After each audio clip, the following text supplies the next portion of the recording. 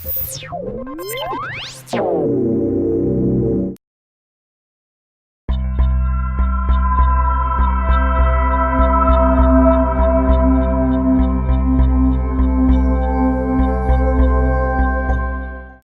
introduce Kala Shah and Tuan Lam, who are here from Marin County, California. They came all the way here.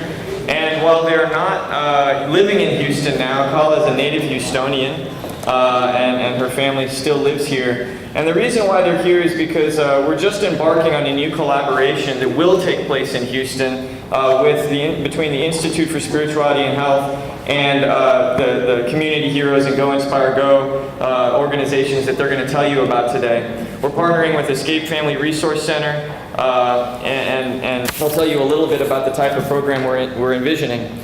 Tuan Lam is the Chief Inspiration Officer of GoInspireGo.com, which is a non-profit website that uses social networking to inspire social change and encourages viewers to discover and use the power to help others that we all have. A former broadcaster and reporter, Tuan has nearly 10 years of TV industry experience, both in front of and behind the camera, and is a member of the Asian American Journalists Association. Kala Shah directs GoInspireGo's strategic initiatives at the organizational level, as well as growing the GoInspireGo Community Heroes Club, which will be the focus of their talk today. Their flagship program received a prestigious LinkedIn Social Innovation Grant to scale and replicate across the Bay Area, and she's worked on national and statewide policy initiatives to advance economy, environment, and equity. Kala was originally introduced to me by her father, who serves on the Institute's board, and it's been a wonderful, wonderful friendship to see grow, and I can't wait to hear what they have to tell you today. So if you could give a nice warm round of applause.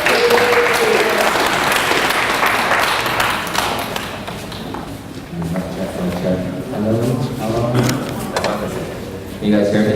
Yes? Good morning, everyone. Good morning. Gosh, we are so incredibly honored and thrilled to be here at the Heart of Houston Conference as a Houston hometown girl. This is a real full circle moment for me, having family here, aunties and uncles in the audience. This is a really special day. And really, it's a moment for me to ponder how being a Houston girl really framed me, but to really grow up and to find my purpose, I actually had to leave home, the comforts of home, the warm community that I grew up in, to really go find myself and to really figure out why I was put on this earth to do my passion work. And today we're going to talk about what that is, which is Community Heroes, which is a program, a youth program that we created to inspire, to make kids really excited about the powers they have within to help other people. And as a mom of 3 now, I have an 11-year-old and twins who are 7, 3 boys. There's nothing more important to me, I realize as a parent, than to raise nice kids, grounded kids, kids who, although we live in Marin County, which is a very affluent suburb of San Francisco, once I became a parent, it was all too apparent to me that math, science, reading, writing, all that's going to come in education, but to feel something for other people, to care about what others are going through that are less fortunate, and to really have that passion within to help other people and to make the conversation go from me to we and bring community together. That to me is a successful model for raising kids. And I'm happy to say that in running this program for about 4 years now, for my kids' elementary school and how it's grown, we feel like we found some sort of magic formula to really get kids excited. And for evidence of that, I want you to take a look at this picture 250 kids and parents in our community from 4 schools that are participating in this program. They were watching cartoons that day. They were not playing video games. They chose to come and do service all together. And can you see those expressions? I mean, that, you cannot manufacture that joy. That comes from within. And I'm so thrilled, and I wish we could just bottle this up and open the bottle up and spread the joy here, and that's what we're here to do. But we feel like this is what we need to solve our society's issues. I mean, there are so many trials and tribulations out there, and we have to start with our kids. We have to start with them to make them want to find their power to help.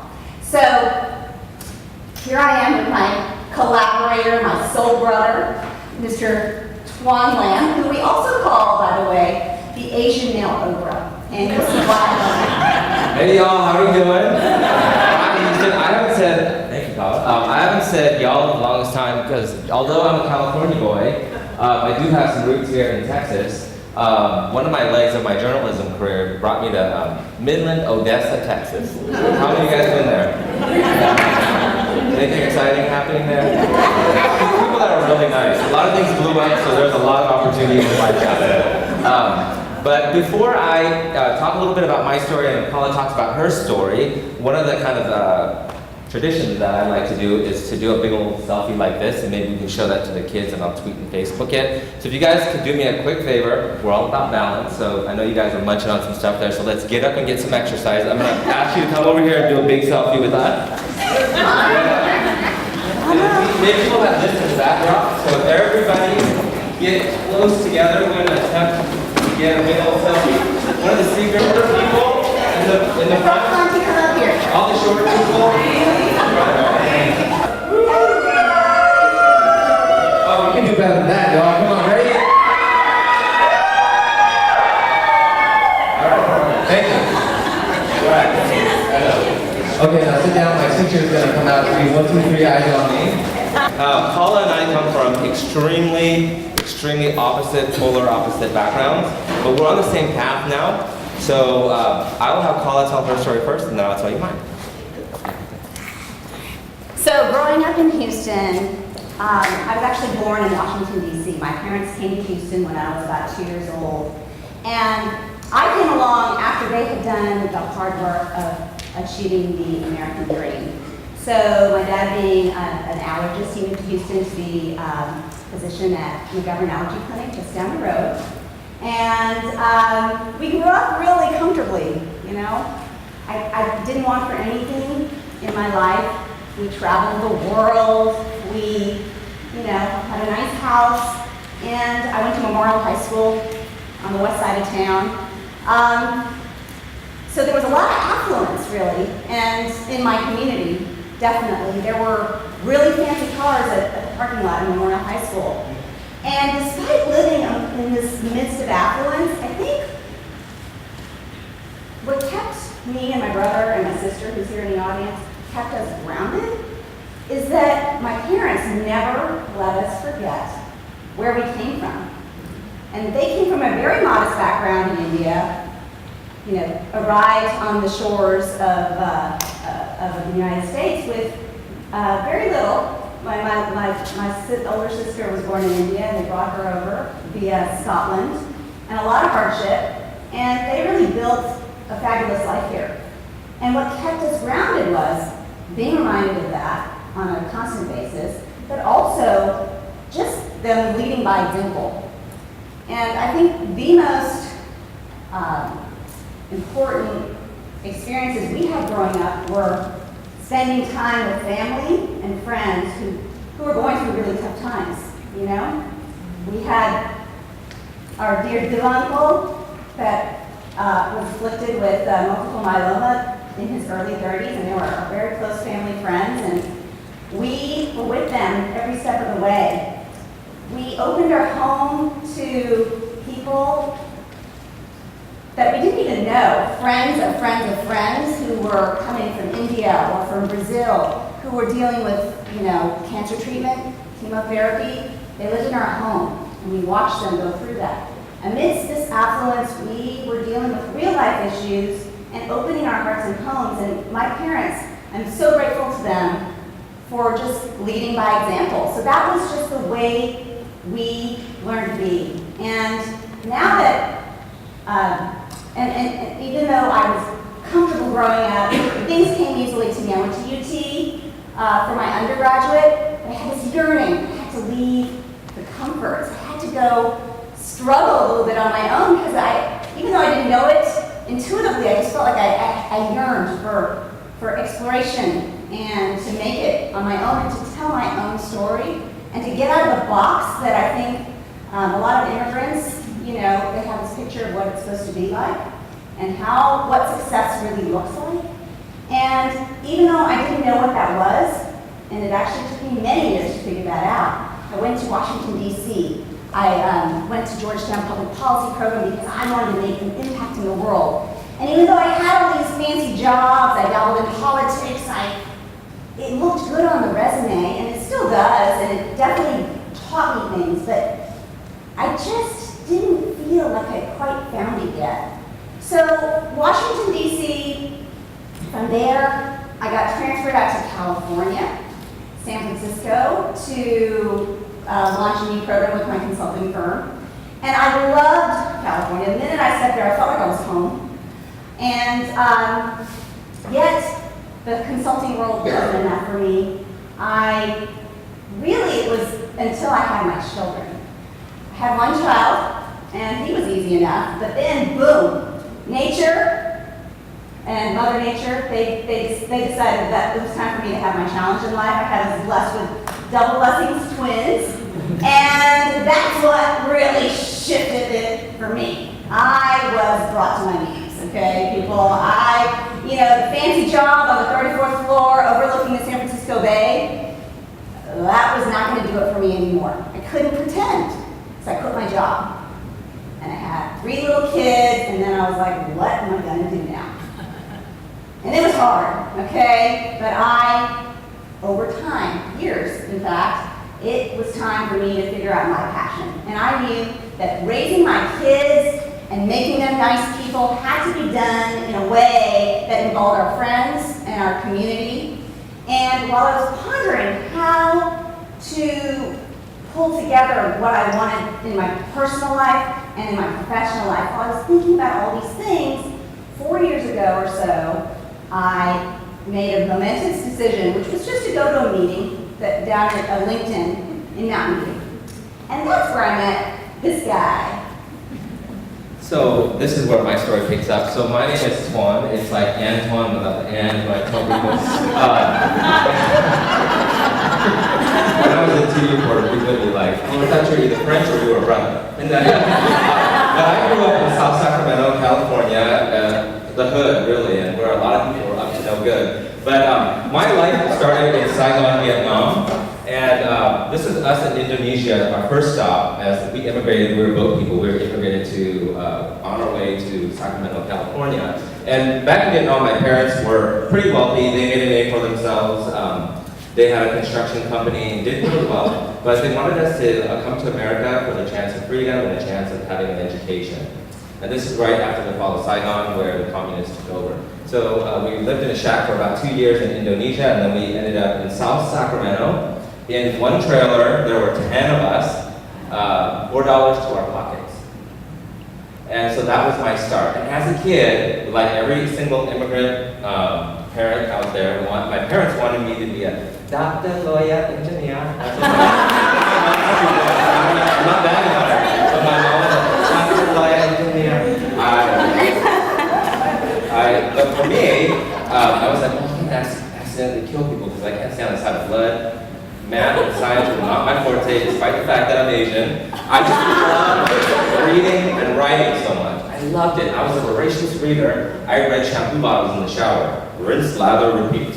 Medical impairment. My mom's like, who do you talk to in the shower? And I was like, oh, Mom. At the middle of the night, before bed, I would open books and read Adelia, where the wild things are. And I pretend to be the voices. And that was my ticket out of that situation, I believe. So fast forward many years, I went to the University of San Francisco, And I eventually went off to my first job in Wausau, Wisconsin. I don't know how many of y'all been to Wausau? No? Okay. Big garbage cans there? What did you do there? Passing through. Passing through. I was there for my first year, and the funny thing was I was the only minority on air there. Period. There were no Latinos, no Latinos, nothing. So I always joke around and say, which is true though, I say whenever there was like a Martin Luther King Day or Chinese New Year celebration, they sent one to the library. That was my dream, I thought. That was the biggest dream that I could dream for myself. But something happened that kind of thwarted that. This is my spiritual awakening. Well, my brother called me one day and he said, "Juan, sit down, I have to tell you something. Dad has stomach cancer and has 6 months to live." So I went home, saw that he was gonna die soon, and I just felt it, and I quit my job. Took care of him for 6 very long, hard months. And then after that, he passed away. He was about 57 years old. Then my mom's sister, my auntie, which was 42, about 47, passed away of breast cancer. And then my 2 grandmothers passed away. And this is one of my grandmothers that raised me. And like many as minorities, like, you know, our grandparents are like, she was like my celebrity, you know. And she was my dad's mom. She taught me about being kind and compassionate and things that we're trying to teach these kids. So little did I know that losing 4 family members in about a year's time would really change the trajectory of my life. I went off to Midland, Texas, then Fresno, California, then San Francisco, California. And it had been my dream of all dreams. The next dream was be a TV reporter in a big market, use my communication skills one day and teach when I'm all old and gray, and then maybe do something with PBS.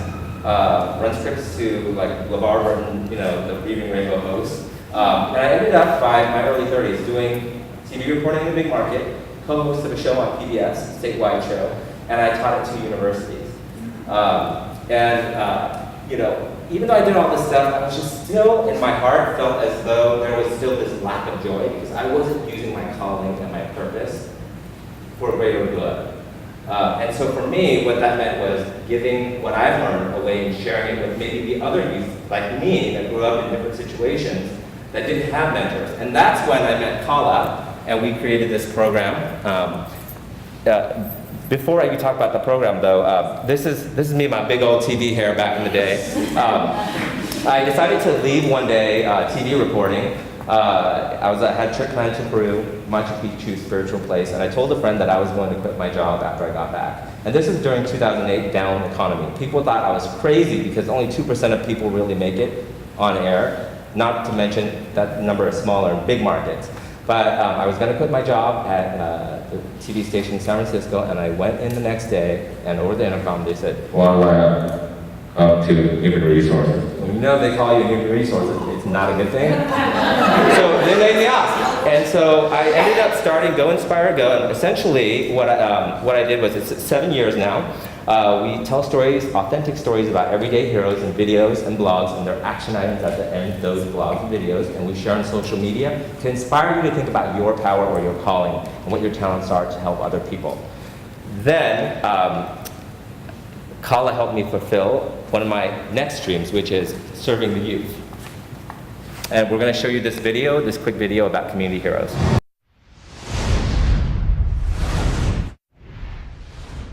Good morning, everyone. I discovered my power to help other people, and it was so fun that I wanted to share it all with you. You all have the power to be a superhero. What kind of things are you doing to help other people? Raise money for cancer.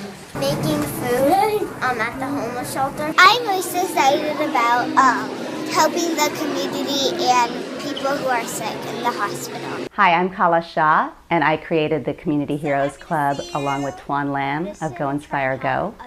It's a school-based, innovative, fun program to get kids involved in service projects. Picture in your head, you're 28 years old, okay? And you are helping other people in your job. There are 2 components to GoInspireGo. One is telling stories of everyday heroes and leveraging social media to inspire you, the viewers, to take action. The second part is also really near and dear to my heart because it involves youth. and having fun. Community heroes! Community heroes!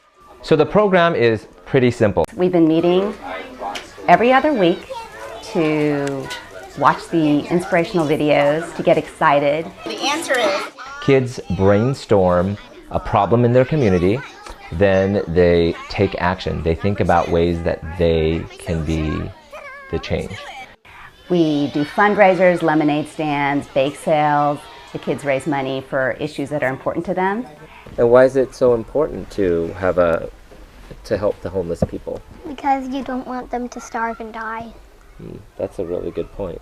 We create either a video, or the kids create a video, or snap pictures, and we share that on social media. I feel like I found my life's work doing this program with the kids. I am a better mom.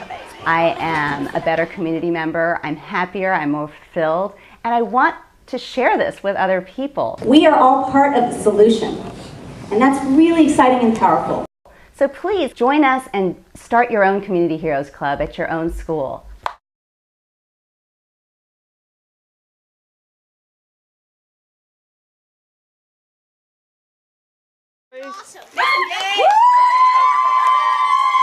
Oh, you guys could be louder than that.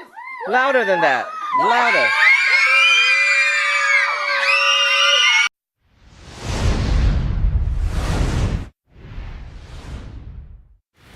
So, the last 7 years we've had over 150 other heroes reach out to us, and they globally, and have volunteered. We have about 70 videos. Stories like 5-year-old Phoebe Russell, who saw hungry homeless people in San Francisco and wanted to collect aluminum cans because that was the only thing that she knew to make money. She wanted to raise $1,000 to feed hungry homeless people and give that money to the San Francisco Food Bank. We helped her feed over 200,000 people in San Francisco. Another video we did, we helped a reverend and grandson in Haiti send 32 kids to school in Haiti for a full year. And those are just some of the stories that we showed these kids. Colin's going to talk a little bit about the program. So the videos are the hook for the kids, because let's face it, everyone likes to come in for lunch. This is a lunch program that we do at our school. It can also be done as an after-school program and many other ways. But we do things like, we watch the video, we have a discussion, open forum. Kids want to talk about that homeless guy they saw on the corner of the street and they gave them a sandwich or something. And so this is a voluntary thing. We open it up and kids keep coming 4 years later. So we do things like we plot about things that we can do to help the community. For sick kids, we make superhero cakes and we deliver them to the hospital for kids with cancer. We assemble care kits for the homeless. There was a big fire in Lake County, adjacent to Marin County, and we collected about 1,000 books to replenish the libraries there. So we do fun things together to bring the joy of giving to these students. And now we're in 4 schools. Our message has reached thousands of students, and there are several hundred active community hero members in the school. And now what we're trying to do is to figure out, how do we spread this joy wider?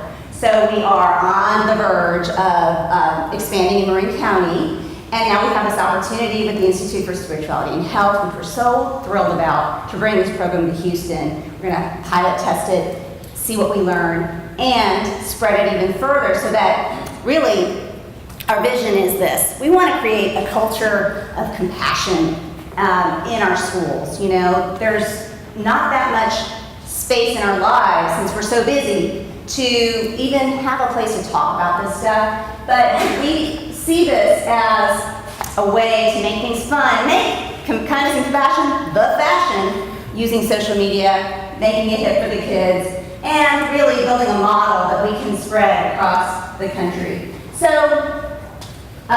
really we're about doing these things and also tracking what kind of impact is it making on our students. And we had the foresight, go ahead. So community heroes and heroes just can't work by themselves. Every man needs a Robin, right? So we called upon Suzanne Lettrick. She is an educator and graduated from Harvard, and she did a qualitative impact study, the impact of these kids, studying things from how empathetic these kids were, putting themselves in the shoes of the hero, putting themselves in the shoes of the people being helped. She talked about exposure and experience and what that does for them in this curriculum. found out that over 92% of people in the program, the kids, were inspired to actually take action and do something.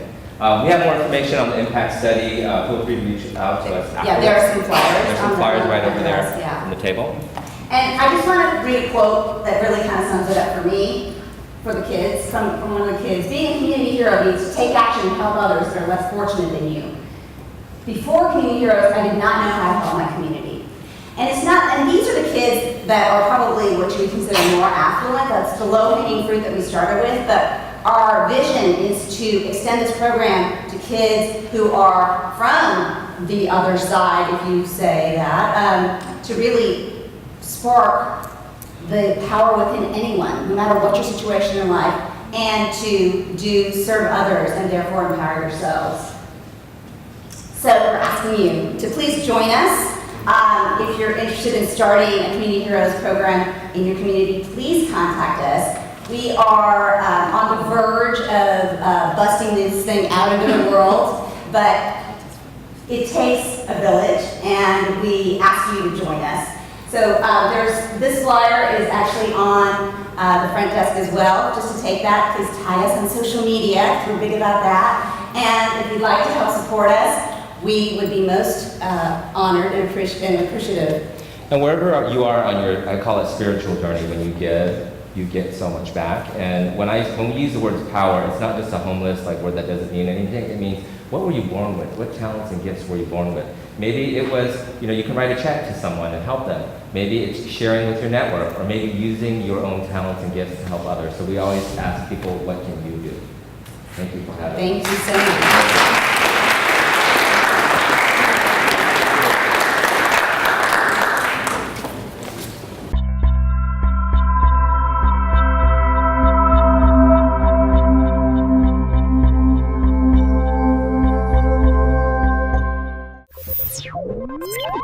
Thank you.